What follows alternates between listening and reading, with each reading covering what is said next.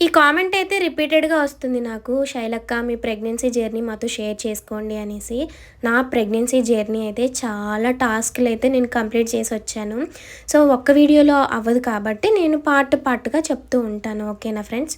పెళ్ళైన తర్వాత ప్రెగ్నెన్సీ రావడం అనేది ఇప్పుడున్న రోజులలో గొప్ప విషయం అండి. నిజంగా ప్రెగ్నెన్సీ రాక కొంతమంది వెళ్ళని హాస్పిటల్స్ లేవు, తిరగని టెంపుల్స్ లేవు. నేను ఇలా చెప్తున్నానని వాళ్ళని తక్కువ చేసి మాట్లాడినట్టు కాదండి. వాళ్ళ బాధని మీతో షేర్ చేసుకుంటున్నాను.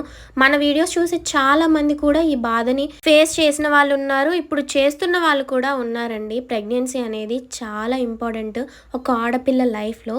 పిల్లలు అనేది ఇంకా ఆడపిల్ల జీవితం అనమాట. సో, ఇంతలా ఎందుకు చెప్తున్నానంటే రీసెంట్‌గా ఒక వీడియో చూశానండి యూట్యూబ్‌లో. తనకి మ్యారేజ్ అయింది, ప్రెగ్నెన్సీ వచ్చింది. వెంటనే నేను తీయించుకుంటున్నానని వీడియో పోస్ట్ చేసింది. అది చూసి నాకు చాలా బాధ అనిపించింది.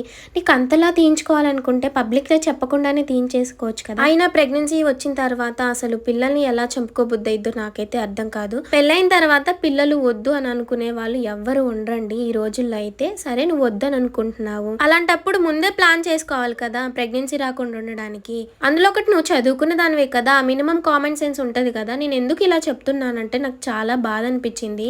సరే తప్పనిసరిగా అబార్ట్ చేయించుకోవడానికి బేబీ గ్రోతింగ్ బాగాలేక ఆర్గానిక్స్ డెవలప్ అవ్వకుండా ఉంటే చేయించుకోవడానికి అదొక రీజన్ ఉంటుంది. కానీ చూసేవాళ్ళు లేరు. అలాంటప్పుడు సో ముందే నువ్వు ప్లాన్ చేసుకొని ఉండాలి. ఇది ఎంత తప్పు తెలుసా? ఒక బేబీ కడుపులో హెల్దీగా హ్యాపీగా పెరుగుతున్నప్పుడు ఒక తల్లిగా నువ్వు ఎలా చంపుకుంటావు చెప్పు? నాకైతే ఏడుపు వస్తుంది. నేను ఇంతలా చెప్తున్నానంటే ఇలాంటి సిచ్యువేషన్ నా లైఫ్లో వస్తే నేను ఎలా ఫేస్ చేశాను, నేను ఎలా తట్టుకొని వచ్చాను అనేది నెక్స్ట్ వీడియోలో చెప్తాను.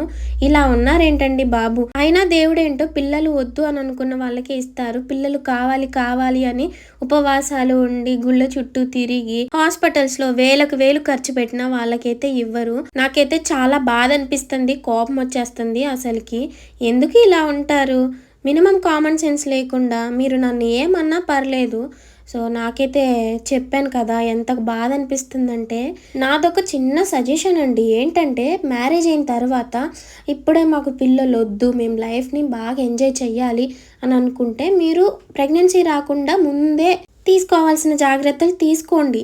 కానీ వచ్చిన తర్వాత మాకు వద్దు అని చంపుకోవడం ఎంతవరకు కరెక్ట్ అండి చెప్పండి?